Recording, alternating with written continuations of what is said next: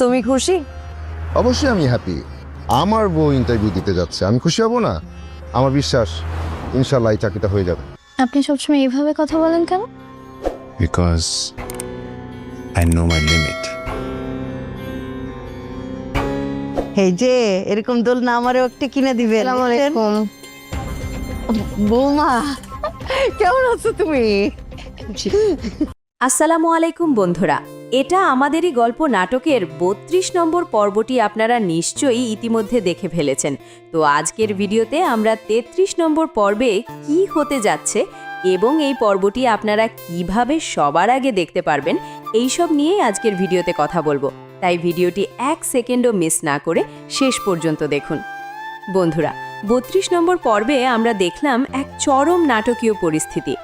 একদিকে সামির আর মেহরিন তাদের ছোট সংসারে সুখ খুঁজে নেওয়ার চেষ্টা করছে, অন্যদিকে সামিরের মা তার মনের জমানো সব কষ্ট আর অভিমানের কথা সামিরের বাবার কাছে প্রকাশ করেছেন। বিশেষ করে ফাহাদ আর সায়রার সম্পর্কের মাঝে যে নতুন করে মায়া তৈরি হচ্ছে সেটা আমরা ৩২ নম্বর পর্বে স্পষ্ট দেখেছি। তবে আসল ধামাকা কিন্তু আসতে যাচ্ছে আগামী ৩৩ নম্বর পর্বে। এই পর্বে আমরা দেখতে পাব সামির আর মেহরিনের এক নতুন সংগ্রামের গল্প।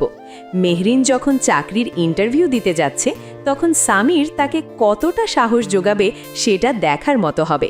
তবে ৩৩ নম্বর পর্বে বড় মোড় আসবে তখন যখন ফাহাদ আর মীরার সম্পর্কের বিষয়টি সামনে চলে আসবে। সায়রার সাথে ফাহাদের সম্পর্ক স্বাভাবিক হওয়ার পথে কি মীরা বড় কোনো বাধা হয়ে দাঁড়াবে? ফাহাদ কি পারবে তার অতীত সামলে বর্তমানকে সুন্দর করতে? বন্ধুরা, আপনাদের কি মনে হয়, সামির কি মেহরিনকে নিয়ে মাথা উঁচু করে দাঁড়াতে পারবে? আর ফাহাদ, সায়রা ও মীরার এই সম্পর্কের শেষ কোথায়?